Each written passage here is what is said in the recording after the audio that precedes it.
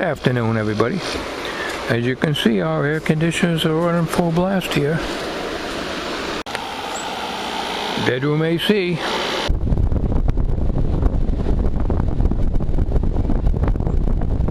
This part of the country, we get summers that are really, really humid. I want to show you a little bit on the picnic table. I haven't done anything more on it. It's just too damn hot and humid.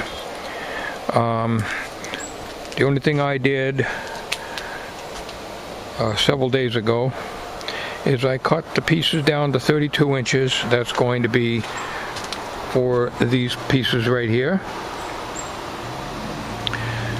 There's 4 of them needed. I've been looking at Home Depot. As a matter of fact, I had to do my brother's shopping, so that's up in the same area as Stop and Shop. So I went and looked in Home Depot, and they had nothing in the cull bin. So, but I'm keeping an eye on it. So I'm going to have to buy 3 8-foot 2x6s, and I can get away with 1 8-footer to do 2 of these. I'm going to do away with this piece here. This is pressure treated, but it's a little bit soft here, very, very, very little. You know, you go in about maybe an 1/8 inch with the screwdriver. It's not really hard. I was going to probably use one of these and the other one, and maybe just do one side, but I decided I'm going to go gung-ho and buy 3 8-foot 2x6s. 1 8-footer will do these 2, the other 8-footer will do that, and the third one will do that 53, the 5-foot 3-inch piece that's right here. And like I say, we're going to do away with this. It's not really that bad. It is a little bit. In other words, sitting on the base here all these years, just a tiny bit, it would probably be okay because it is pressure treated. You're probably wondering what that board was that I put on there. That was just some furring strip that was originally on the screen house. And I just nailed it on the bottom of this, each side here, and the picnic table was just laying here all these years. It kind of sunk the floor in down here, the platform. But we're going to do away with that, and we put the new pieces in. It's going to come right out on the angle. I'm not sure what degree angle this is. And I do everything by cut and try, you know. The piece has got to come out to here, because this is what's been rotted, and that's why for all these years sitting in the ground, this is the original wood as I showed you before. The new piece is going to be just the wood coming out and angled off. I'll do away with this here. It'll be just like a regular picnic table. It'll have 4 legs. It won't have this piece going across. That was just because I had to repair it. This video here is just a show and tell here as to what I got. Now, I have on the bench here a chassis from Bob. It's junk, but he knew I wanted some IF cans in case I had to replace the IF cans, because I think it's got silver mica disease. So this thing is really ratty, and he just gave it to me because it's junk. The speaker's no good. The output transformer can be used, and you know, and it looks like, I know where he picked it up, but it looks like it might have had cockroaches in it at one time, but that was years ago. So I just sprayed the whole thing down with WD-40 and just left it out here. But the tuning cap is good. It's wet because I got WD-40 on it. But I'm not putting it in the shop. I'm going to throw it in a place where it don't get rained on, and I'm going to pull these cans out, and I can use the IF cans and the volume control and the output transformer. The rest I'm going to just throw out, and the knob. Now this has a unique little dial, and I want to show you that. I got that stuff in the shop. Yes, before we go in the shop, right now, if you're not doing anything out here, it's not bad, but you start work on this, sweat just pours out of me. So, Doug, this video is for you as far as the humidity and air conditioning part of it.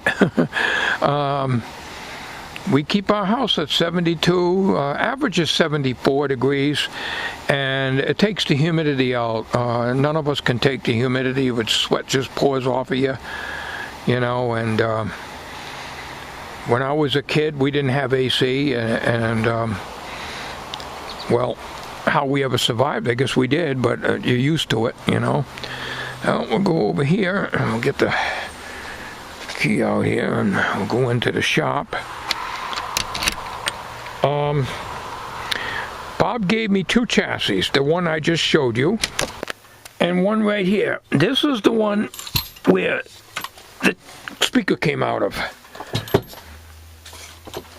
These have the large IF cans, but you know what? What I'm going to do at this time, not necessarily today, is I'm going to pull these cans. I probably will never use them. This is an AM/FM set. The tuning capacitor looks like it's in good shape. Probably get that out. There's some trimmer caps, paddle caps in there. See them off to the right hand side there. I'm using the Kodak ZE1, so I can't get real close. I got a volume control, I'll save that. Now, when I had my shop in the attic, I had all kinds of chassis. I just used to throw them out into the in the open space of the attic outside my shop, and if I needed anything, I'd just go off, pull parts out of it. This here, I'll just take stuff out and get rid of it. This is an extra pilot light socket. See, I don't have any of these things now, so this stuff is important to me because I got to build up my inventory on some of this stuff. So, there's a coil down in there. There's two coils, if you're looking dead ahead here on the video. And they look almost like the coil in this radio over here as far as that particular part of the coil is concerned. So I guess if push comes to shove and I really need to use, if Buzz can't fix the coil, I could probably try to stick one of those in there and see if it works. Now, you got one tube left here. I guess Bob forgot that. In addition to that, he gave me all the tubes that came in this chassis and all the tubes that came out of that ratty one that's outside on the bench. And they're all in here, including a tube shield. So I got the little 7-pin jobs and 9-pin. I think it's 7 and 9. These are the ones that came out of that chassis outside. And these tubes here came out of this radio here. So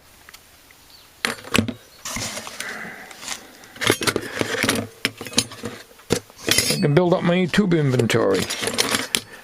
I haven't checked yet to find out what the values, what these tubes are, and we'll have to look with a magnifying glass.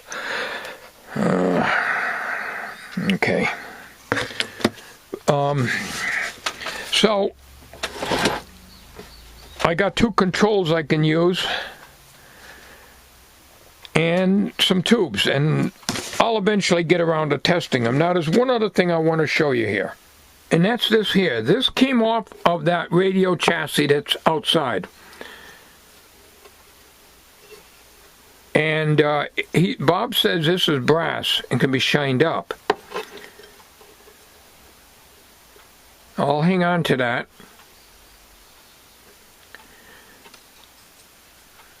And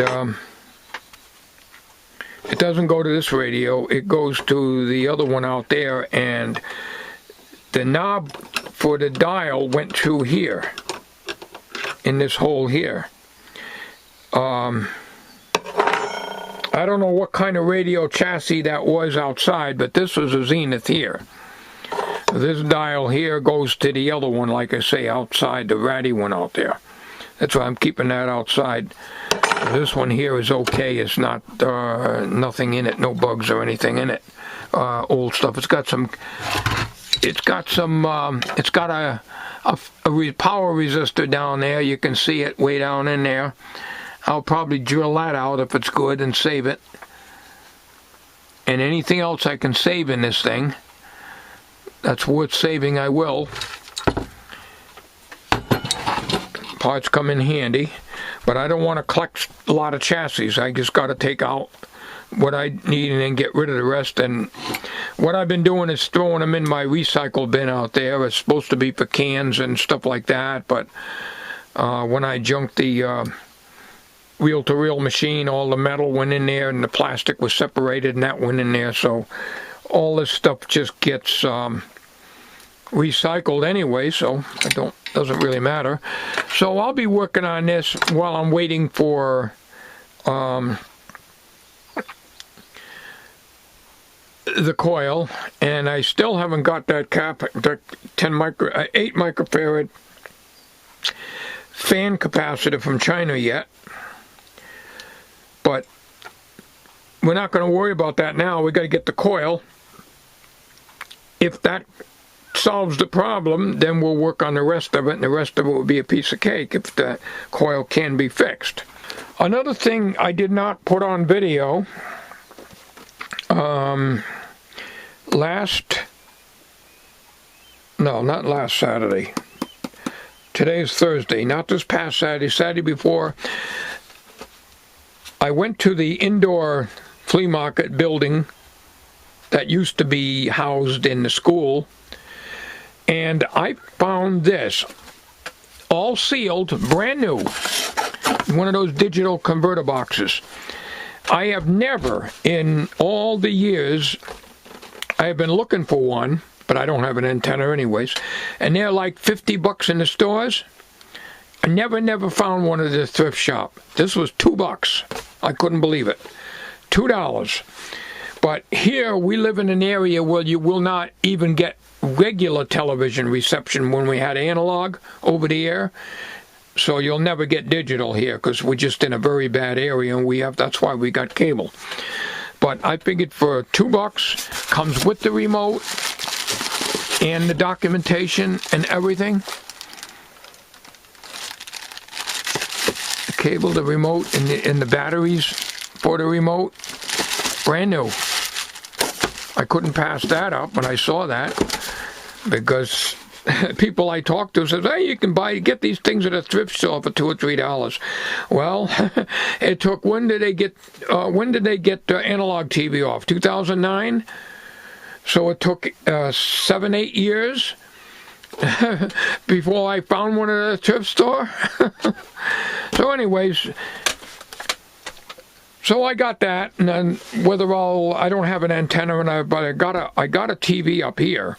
This is upside down, but it's a VHS UHF JVC color 5-inch color TV that I bought and paid $300 for back around 1980, and I put it on credit at the time.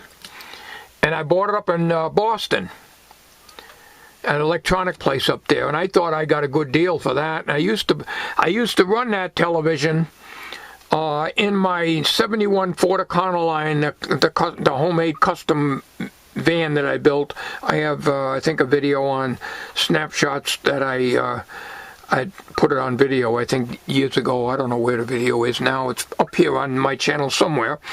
But anyways, I used to run that with a little homemade stainless steel antenna on the roof, because where I worked I could get stainless steel. And guys would give it to me. But anyways, I could probably hook this up to it and try it out. Or I got this monitor that I can use, because that digital converter comes out as channel 3 or 4, or it comes out as video out as well as S video out. Okay, I just noticed there are two of these. Alright, we're going to get this tube out of here. It's got one of these wire spring that holds them in. I don't know what tube that is. I used to be able to see them, but now I got to get a magnifying glass in everything I do. Alright, so I'll probably strip this down and save some parts off of it. I'm not even going to pull these cans right away. I may not at all. On the other hand, I may open them up and see what kind of coil they got in there. That might be an idea. Because this is AM/FM. Like I say, this is the radio Bob had. He only paid a few dollars for these. He goes to these radio places and stuff all over the state. And picks up chassis like this for a few bucks. And that's where this speaker came from for this radio here. Alright, okay, so we got ourselves a couple of pilot light sockets, and whether the bulbs are good or not, I don't know. And we'll work on this. And then the chassis that's out there on the bench, I'll drill out the audio output transformer. The speaker's no good. I'll drill that out and take out the volume control out of it and throw the IF cans and get rid of the rest. And here I'll take out whatever I can use. Alright, so I didn't have to put the AC on the on here yet. It's not too bad in here right now. It's been like sunny and then cloudy, so it helps a little bit. The weather is going to be pretty bad temperature-wise and humidity-wise until Sunday. So I guess there ain't going to be any yard sales Saturday. We haven't been doing too good with yard sales this year. We get a few good ones, but most of the stuff has been in that inside flea market, the local building that I keep telling you about, that we go every Saturday. That's where I got this analog to a digital to analog converter box that I just showed you, and before that I got that e-machine thin desktop computer, which normally they do not accept computers over there, but obviously it was dropped off and somebody else was running the place, and they didn't reject it. So that's good, because I'm the one that got it now. And it's been working very well. Oh yes, on the Motorola DC voltmeter, which I told you about before, with had that RF probe that I showed you, if you've been following my videos. Last Saturday I brought that over to Mike, and I showed him, and I thought he was going to just tell me what diode to put in there. He took the thing. I put it in a Ziploc bag. I had it all open because we're sitting at the in the pizza house, and he was ready to eat. So I said, well, hey Mike, here's the probe. Maybe you can tell me what kind of diode I'll put it in. And he takes it and he says, I'll put it on the bench and I'll calibrate it for you. I don't know how I was going to calibrate it with with the meter being over here, but anyways, he's going to pick the best diode for that. So in the meantime, I had ordered off of eBay, and they're only $1.69 free shipping. They were shipped from the United States. I think it was Texas, not sure. A 1N914, and Mike says that that's probably a good diode, but he's going to look into something else in there. So I had already ordered this before I gave him the probe. So I got 10 diodes here, 1N914s, and they will come in handy for if I need a small signal diode. On that particular video where I was showing the probe, Some guys say use a 1N34A, but you see, it got a little confusing because I was trying to get a diode that would work for the 400 megahertz. This goes up to 400 megacycles on the probe, that is, that Mike has now. That's made for that. For the ICO 147A signal tracer, I do not have a probe for that. And some of the guys that use a 1N34A, which is not a problem. I've got a 1N51, which might work, but those diodes don't handle very much voltage. Now I'm using the Kodak, as I said, ZE1, so I can't get you in focus really good. But this is the schematic I drew out, copying from the service manual or the assembly book for the ICO 147A signal tracer. And what it is a 1N48 diode that's in there, a 470,000 ohm in series with it, and that's all it is in there. I am going to add a coupling capacitor right here. This is the input, and the output to the signal tracer is over here on the right hand side. Now I have a 1N51. I do not have a 1N34. I could probably try a 1N914 that I just showed you for that. But the 1N48 is supposed to be more robust. Now, my feeling is if I use a coupling capacitor here, which originally was not used, I'm going to protect the diode. I'm not going to get any DC voltages, because when I use this ICO, I plan on using it on the IF cans to see if I can pick any noise off of this here receiver, the S86 S86 Hallicrafters. You need a coupling capacitor in there. I don't know offhand, without pulling the schematic, I didn't pay attention to it and it's put away now, whether there is a coupling capacitor in the generator, in the signal tracer itself. So to be on the safe side, I'm going to add one here, probably anywhere from an 0.1 to a 0.1. That's all, you know, just to keep the DC out, 600 volt rating. And I'll probably make that probe. I've seen guys make them out of 1/2-inch copper tubing with end caps on them. Also got an ICO uniprobe, but that's plastic. This is an extra ICO uniprobe that I had kicking around, because the ICO 235 has a good uniprobe on it, which is supposed to be put back on the shelf. But these probes here are metal, a plastic body, as I recall. At least the one hanging up does. This feels like it is too. So it would not make a good RF probe. It's all right for voltages and resistance readings. So I'll worry about that at another time. Well, I think I've flapped long enough. I wanted to put out a video, but I'm not going to beat Doug on his last one there. I hope not. I hope not. Doug is the king right now, and I want him to stay the king. Thanks for watching. Take care, everybody.